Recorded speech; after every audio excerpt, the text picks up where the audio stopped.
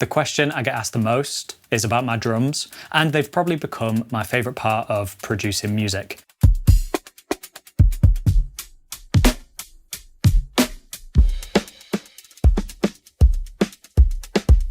So let me show you exactly how I approach drums now, the steps that I take to get them to feel good every time. I've just wrapped up programming some drums for a new track, and I'd love to show you exactly how I approach making them. Let me show you the drums in context.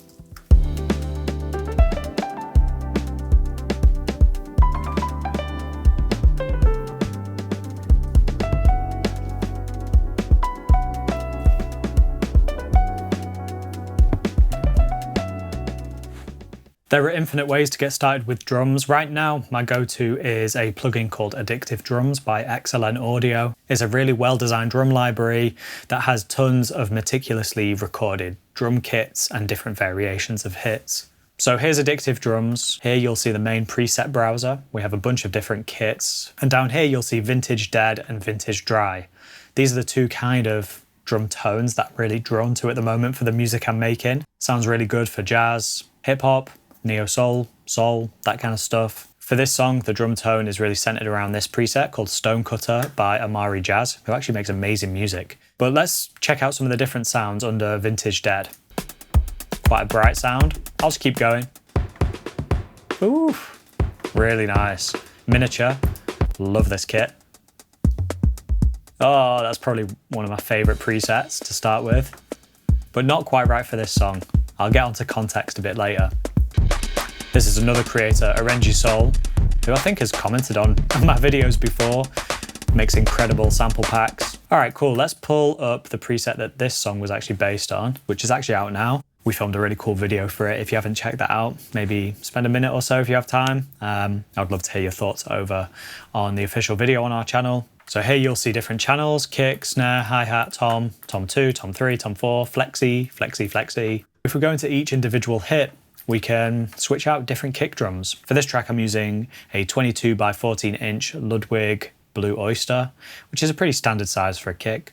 We've also got some smaller options here, like this 20 by 14. You'll hear the different tones. Much more boomy. Yeah, so a ton of different kicks, but this is the one that I've chosen. Just cuts through the mix perfectly for this particular song. Yeah.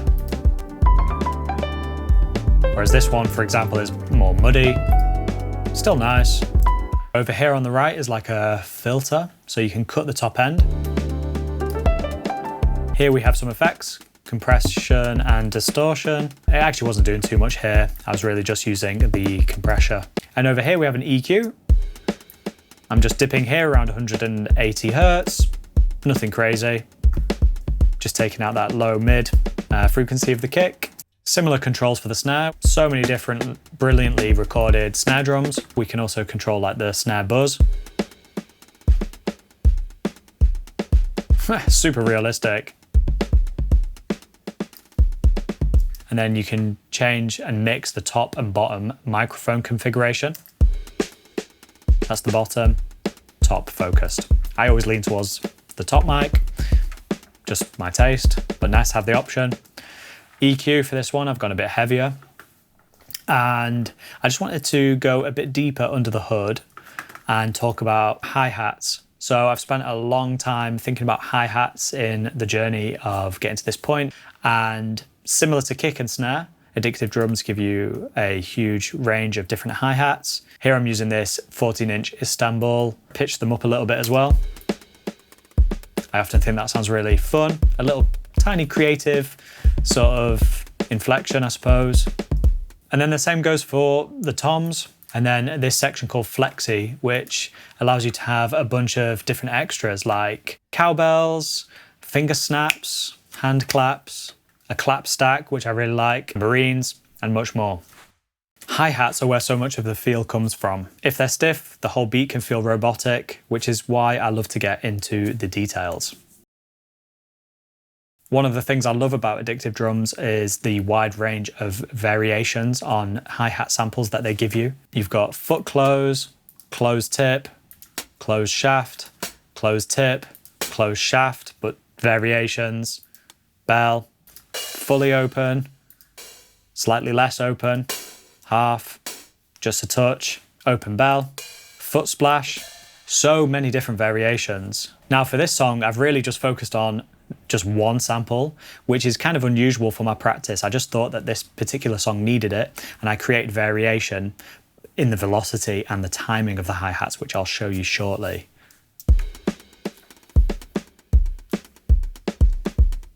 Each hit is slightly different.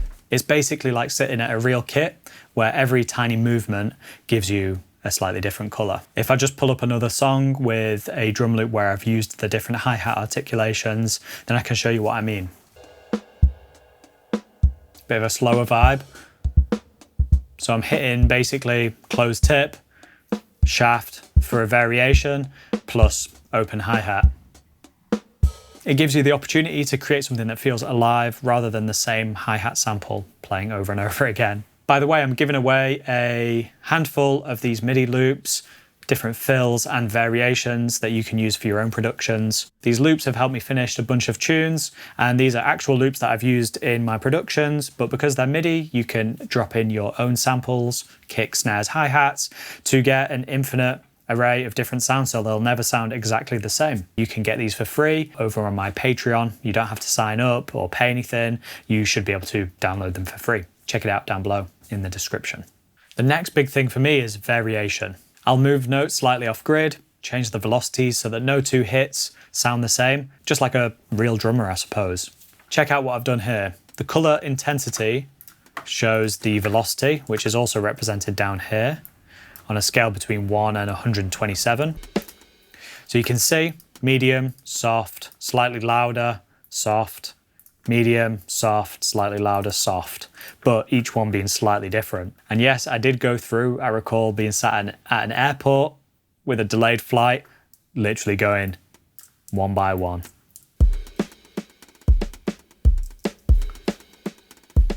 Context also really matters, so if I play the whole track, listen to where some of the louder hi-hats hit.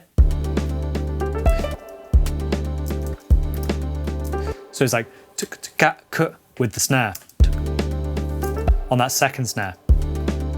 Especially as the snare becomes more ghosty, the hi-hat hits a bit louder. Same goes for kicks. I kind of find like the sweet spot is around 70 or 90. Occasionally I'll have softer kicks or louder kicks, particularly in like fill moments. They're all pretty similar, to be fair. Some of them are quieter.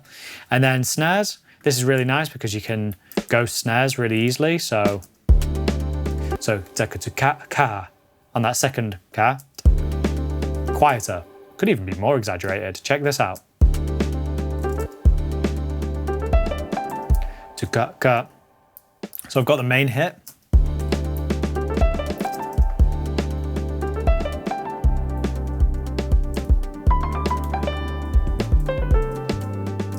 Listen to that one there. I also love to expand beyond the idea of a loop and create tiny variations with the drums as a song develops. Some 30-second note hi-hats to switch up the 16th note feel. And sometimes a simple fill. Sometimes I'll go further and program a more detailed fill to really set up a new section.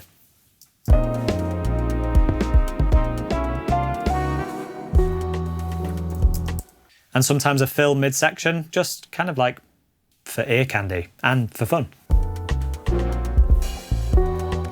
Listen to how I've used like the foot pedal hat back into the close hat, which I've not really used too much throughout the song, so just that little moment with that foot close just sounds great. And then another big fill to go back into the A section.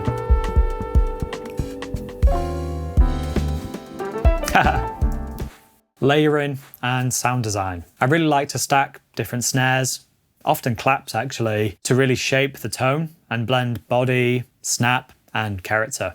So on this song, I've recorded these claps. I've actually also layered them with a tambourine, and they're pretty quiet in the mix and they pan left and right. kind of kept them loose so that they're not always hitting at the same time as the snares, but sometimes they do, and when they do, it kind of just adds more vibe and character.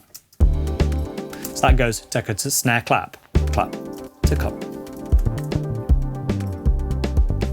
And then that's together,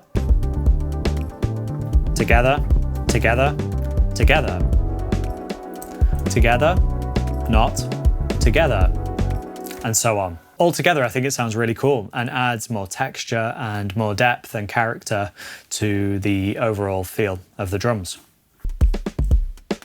Even the ones that hit behind, just intentional, because the claps are pretty steady. My ears, ooh, that feels nice.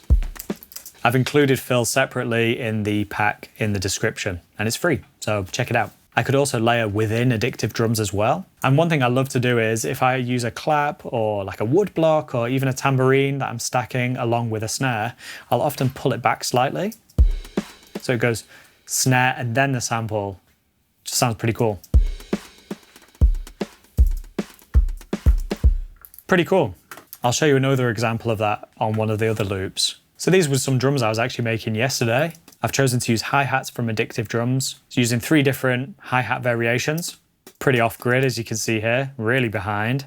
And then I've used a sample kick, and then I've layered 2 claps. One that also has like a tambourine on it, which I've used quite a bit, and then a normal clap as well. So then together, they sound like this. With the hi-hats, with a little bass line.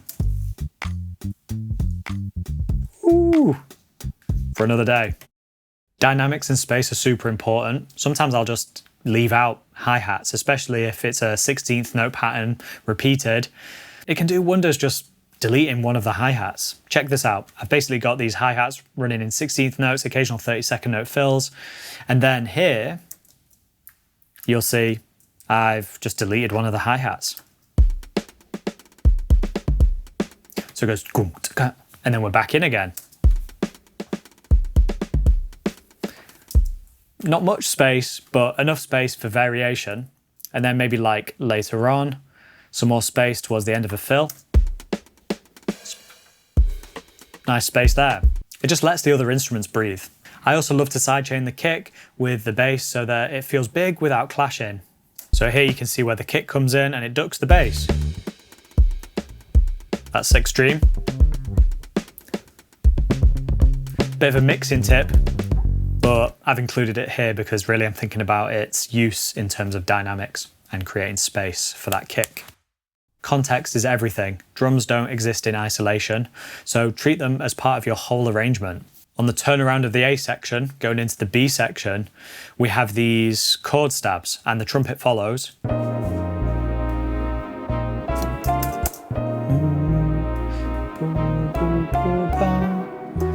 So earlier, when I was working on this song, I had something like this with the drums. But instead, I chopped up the drums to create this. Snare, snare, snare. Just following those hits. Simple. I could have easily missed that, but actually sometimes the simplest drum part is the most effective one. This approach has really shaped all of my recent music, especially the singles from my upcoming album, Find a Way, which drops October 10th. Little plug there. The radio plays that I've got recently on BBC Radio 2, Radio 6, and Spotify, Apple Music, YouTube Music, editorial. That's the whole approach. It's simple, but makes the drums feel right, at least to me. Please like and subscribe, let me know what you think down below in the comments, and if there's anything that I've missed, do let me know.